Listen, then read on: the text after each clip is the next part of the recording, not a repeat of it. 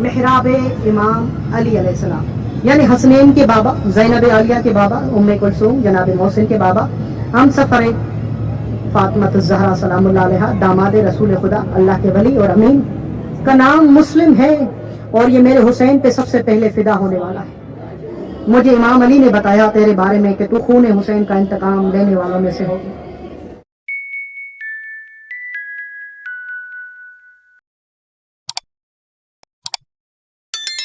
بسم اللہ الرحمن الرحیم۔ میں اس وقت موجود ہوں اس مقام، اس جگہ پر جہاں پہ تمام انبیاء نے خداوند عالم کو سجدہ کیا اور عبادت کی، اور ایک دروازہ جس پہ لکھا ہوا ہے باب ثوبان۔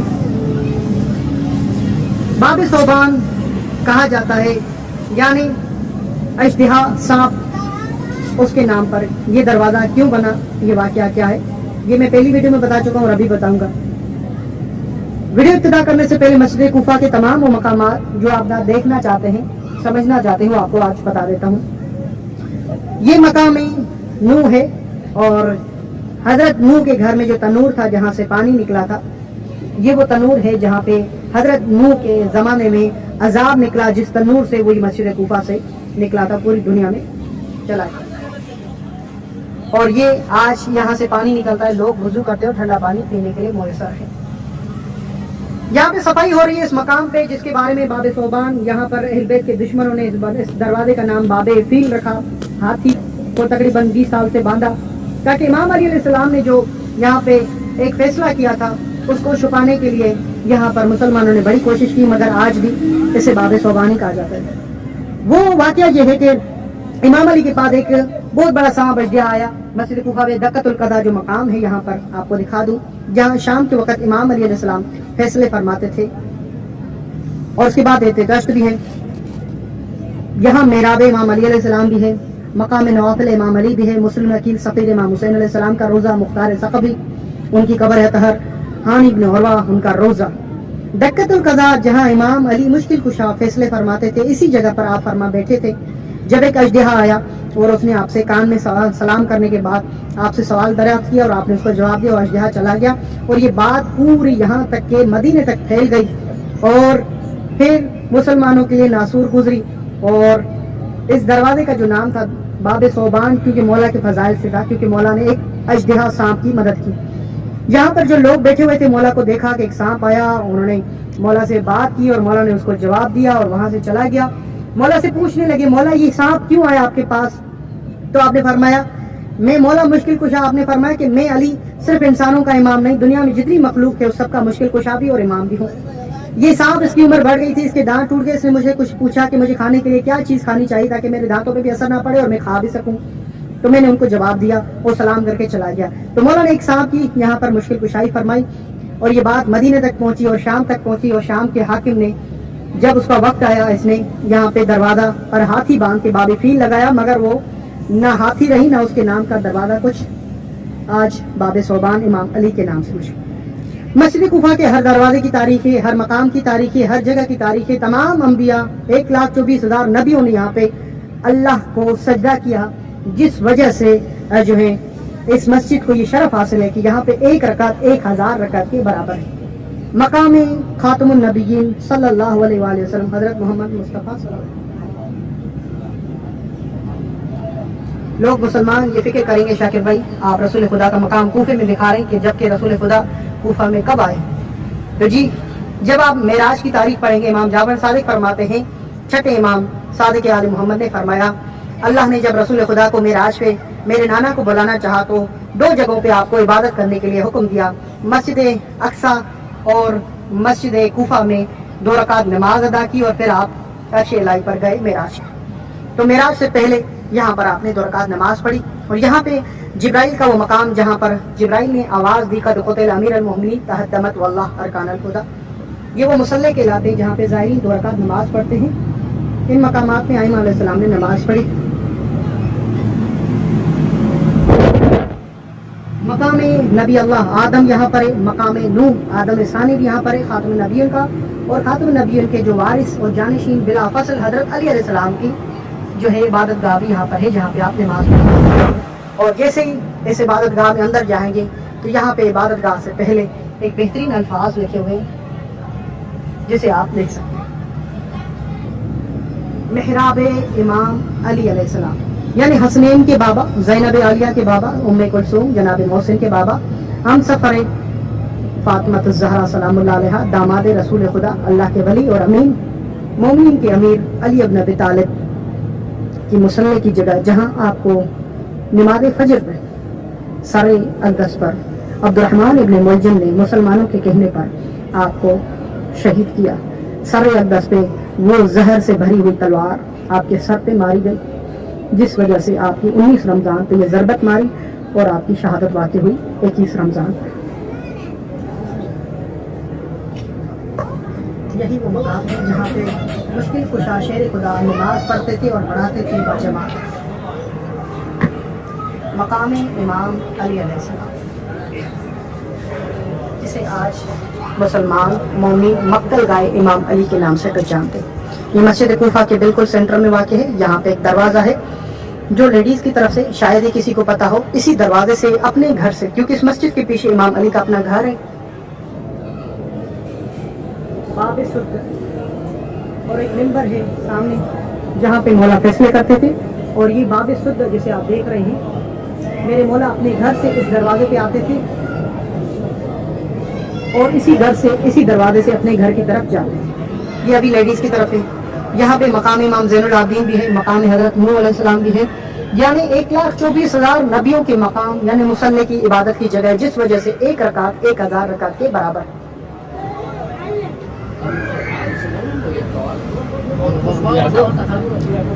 इसी मुसल्ले से जब मेरे मौला 19 रमजान पे जख्मी हुए, असहाब ने और आपके चाहने वालों ने आपको उठाया, मौला हसन के साथ आपको ले जा रहे थे अपने घर की तरफ। यहाँ से गुजरते हुए मौला ने कहा, ये हसन बेटे तमाम असहाब को फरमा दें यहाँ से चले जाएं, क्योंकि मेरी बेटियों को जब मेरे कत्ल और इस जख्मी हालत का पता चलेगा कि वो गिरिया फरमाएंगे, और मैं नहीं चाहता अली इब्न अबी तालिब कि मेरी बेटियों की रोने की आवाज़ असहाब तक पहुँचे।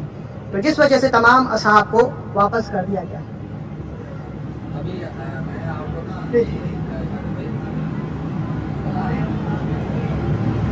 यहाँ से फिर जैसे ही जाते हैं तो सफीर इमाम हुसैन अली इब्न अबी तालिब का रोज़ा है। ये मस्जिद कूफा का ये खूबसूरत मंजर, इस मस्जिद की जीनत ज़ायरीन बनते हैं पूरी दुनिया से। जो ज़ायर भी इराक आता है, जब नजफ में कदम रखता है तो उसका दिल कर चाहता है कि मैं मक्तल गाए इमाम अली और सफीर इमाम हुसैन को सलाम करने जाऊं। खूबसूरत कारपेट और ये खूबसूरत जो है लाइटें, ये बोहरा कम्युनिटी की तरफ से ये मस्जिद बनाई गई है, ये सारा खर्चा उनकी तरफ से। ये मकाम है जो ज़ायरी इस वक्त पूछते हैं कि ये क्या मकाम है, इस मकाम का नाम क्या है, फजीलत क्या है। आपने पढ़ा होगा कि इमाम अली अलैहिस्सलाम एक रात में 1000 रकात नमाज पढ़ते थे, और ये वो मकाम है जहाँ पर इमाम अली मुस्तहब नमाजें पढ़ा करते थे। यहाँ कहा जाए कि नमाज शब भी आप इसी मुसल्ले पे, इस जगह पे पढ़ा करते हैं। और यहाँ पे एक बैनर लगा हुआ है जिसपे नाफिलत इमाम अमीरुल मोमिनीन लिखा हुआ है। यहाँ पे इमाम अली अलैहिस्सलाम मुस्तहब नमाजें पढ़ते थे और नमाज शब भी यहाँ पे आप पढ़ा करते थे। मेरे मौला अली इब्न अबी तालिब की जो है यहाँ पर मुसल्ला है। सीधा आके जाएंगे, 2 बैनर लगे हुए हैं। इस बैनर पे सलाम और ज़ियारत लिखा हुआ है। एक सलाम लिखा है मुख्तार सकफी इब्न उबैदुल्लाह सकफी, और दूसरे पे मुस्लिम इब्न अकील। मुख्तार सकफी वो शख्सियत हैं जिसे अल्लाह ने ये रुतबा दिया है कि जिनका रोज़ा सफीर इमाम हुसैन बाबुल हवाज के बिल्कुल सामने है। मुख्तार सकफी वो शख्सियत है जिन्होंने यजीदी लश्कर को वासले जहन्नुम किया और उनकी नींदें हराम कर दी, और उनसे वो मसाइब आपने लिखवाए जो इन पे गुजरे। इमाम सज्जाद के जब आप खून रोते, आप उस दरमियान में इमाम सज्जाद के पास उमर साद का सर काट के कदमों में रखते, और इमाम सज्जाद फरमाते, मुख्तार को बोलो मेरे बाबा का कातिल शिमर का सर कब मुझे भेजा जाएगा, जिसे इमाम राजी हो और जिसे इमाम दुआएं दे, और जो इमाम के होंठों पर खुशी लाए, उसे मुख्तार सकफी कहा जाता है। जहाँ जालिमों ने जुल्म करके इमाम सज्जाद को खून रुलाया, वहाँ पर मुस्कुराहट लाने वाला मुख्तार सकफी है। लाखों दुरूद और सलाम ए मुख्तार सकफी। मुस्लिम वकील وہ شخصیت حضرت امام حسین کا چچا زاد بھائی باب الحوائج، جن کے سونے کا یہ دروازہ ابھی 1 سال پہلے اس کا افتتاح ہوا. سفیر امام حسین جب مولا حسین نے ان کو کوفہ کی طرف بھیجا، مسلمانوں نے استقبال کیا، اور جنہوں نے بھی استقبال کیا عبید اللہ بن زیاد ملعون نے اس کو شہید کر دیا. اور حضرت مسلم نکیل عرب کی سرزمین میں جسے کہا جاتا ہے، جس کی دعا مولا عباس کے روزے پہ قبول نہ ہو، وہ مسلم نکیل پہ روزے پر آئے. باب الحوائج ہیں آپ جناب عقیل امام علی کے بڑے بھائی، ان کے شہزادے ہیں. آپ بی بی رقیہ پاک دامن کے ہم سفر ہیں. آپ کے شہزادے محمد ابراہیم ہیں. رسول خدا صلی اللہ علیہ وآلہ وسلم نے آپ کا نام رکھا اور آپ کو یہ جملات آپ کو گودی میں اٹھا کے فرمائے. آپ نے فرمایا یا علی تم جانتے ہو میری گودی میں کون سا شہزادہ ہے؟ تو مولا مسکرا کر فرماتے ہیں یا رسول اللہ آپ ہی بتائیے کہ یہ کون ہے. تو اس وقت امام علی علیہ السلام سے مخاطب ہو کے رسول خدا نے فرمایا اس کا نام مسلم ہے اور یہ میرے حسین پہ سب سے پہلے فدا ہونے والا ہے. یہ میرے مولا میرے بیٹے شہزادے حسین پہ سب سے پہلے قربان ہونے والا یہ مسلم ہے اور کوفہ شہر میں بے گناہ سے مارا جائے گا. اور تاریخ نے کہا جب زینب عالیہ کوفہ پہنچی تو آپ کا سر اقدس کوفہ میں لٹکا ہوا. آپ نے جیسے ہی اس سر کو دیکھا مولا سجاد سے فرمایا بیٹا سجاد میں ایک سر دیکھ رہی ہوں کوفہ مسجد پر، کیا یہ مجھے ایسا لگ رہا ہے کہ گویا یہ میرا اپنا کوئی ہے. امام سجاد زنجیروں کو اٹھا کر دیکھتے ہیں، کیا دیکھا کہ ایک سر لٹکا ہوا ہے. جب امام نے غور سے دیکھا تو کہا پھوپھی اماں پہچانے آپ کا بھائی مسلم ابن عقیل. آپ نے گریہ فرمایا. تمام قافلے والے آپ کے سر پہ سلام کر کے آگے بڑھے. ایک بی بی اپنے محمل سے نیچے ہو کر سفیر امام حسین کے سر کو ایک جملہ کہتی ہے اے مسلم مجھے پہچانو، میں رقیہ ہوں اور میرے شہزادے تمہارے ساتھ ہیں ابراہیم اور محمد. مجھے اتنا بتا دو کہ جو تمہارے ساتھ میرے شہزادے ہیں وہ کہاں؟ یہ سننا تھا سر مسلم عقیل سے خون بہنا شروع ہو. اللہ اکبر. امام حسین کے چچا زاد بھائی سفیر امام حسین علیہ السلام روزہ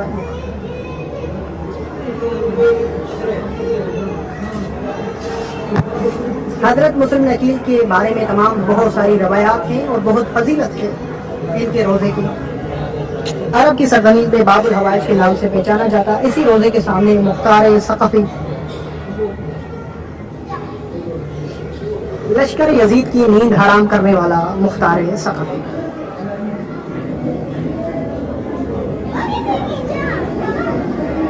اللہ نے یہ فضیلت بخشی حضرت مختار ثقفی. آج بھی ان کی قبر اطہر پر سونے کا تاج موجود ہے. یہ شرف حاصل ہے آپ کو کہ جو ظاہر بھی مسلم عقیل کے روزے پہ آتا آپ کو ضرور سلام کرتا اور آپ کی قبر پہ بوسہ.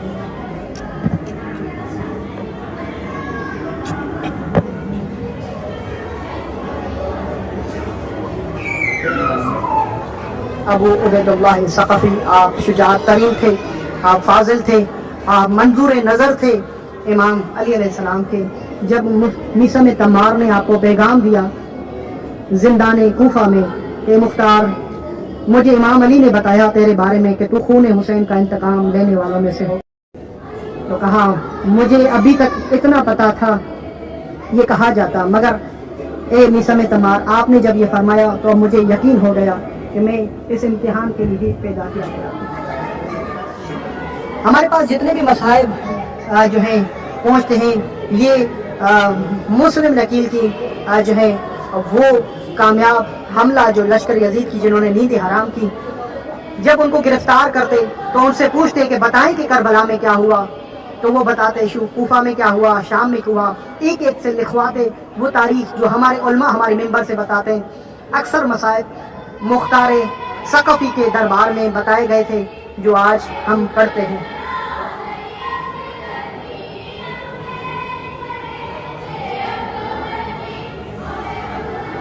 مسلم نکیل کے روضے سے جیسے آگے جائیں گے تو یہاں پر نانا کے صحابی ہانی ابن عروہ ہیں. عبید اللہ ابن زیاد نے جب مسلم نکیل کے لیے تمام کوفے والوں کے دروازے بند کر دیے تو ایک دروازہ کھلا رہا، وہ ہانی ابن عروہ کا. انہوں نے کہا کہ میں ہو ہی نہیں سکتا کہ اہل بیت کے لیے اپنا دروازہ بند کروں، اور یہی سبب بنا کہ آپ نے مسلم نکیل کو پناہ دی. اور جب ابن زیاد نے امام علی کو نعوذ باللہ گالی دی تو اس وقت عبید اللہ ابن زیاد کے منہ پہ تھوک دیا، اور یہی سبب بنا کہ آپ کو شہید کر دیا گیا دارالامارہ سے.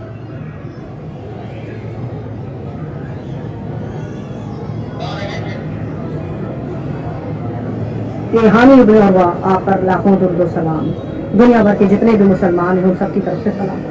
آپ میں سے جو بھی عراق ہے، یہ تمام ویڈیو میری دیکھ کر جب کربلا پہنچے گا اور ان مقامات پہ پہنچے گا، کسی سالار سے اور کسی سے پوچھنے کی ضرورت نہیں پڑے گی، بلکہ آپ بتائیں گے کہ اس کی یہ تاریخ ہے اور یہ ان کی فضیلت ہے اور یہ ان کی قبر ہے اور یہ ان کا مقام ہے.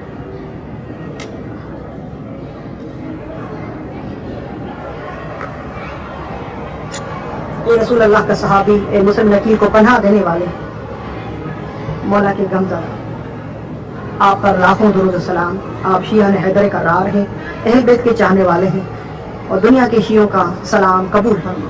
آپ سب کی طرف سے سلام ہانی ابن عروہ. کیونکہ آپ نے یہ ساری ویڈیو دیکھ لی مسجد کوفہ کے تمام مقامات کی، اس کے علاوہ جو مصلی ہیں وہ انبیاؤں کے ہیں، اور اس مسجد کی فضیلت آپ اپنی کتب میں بھی پڑھ سکتے ہیں اور علماء سے بھی پوچھ سکتے ہیں. مجھ سے بہتر علماء بھی بتائیں گے اور کتاب میں لکھی ہوئی ہے.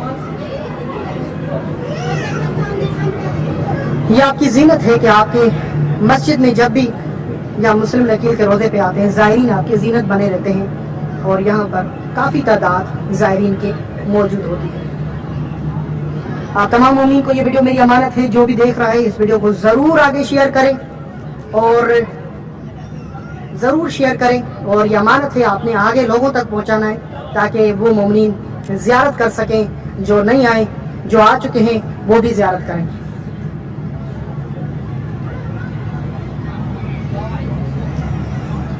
ان مقامات کے نیچے انبیاؤں کے مصلی ہیں، اور انشاءاللہ میری دعا ہے آپ سب کے لیے اللہ پاک آپ سب کو زیارت نصیب فرمائے. لبیک.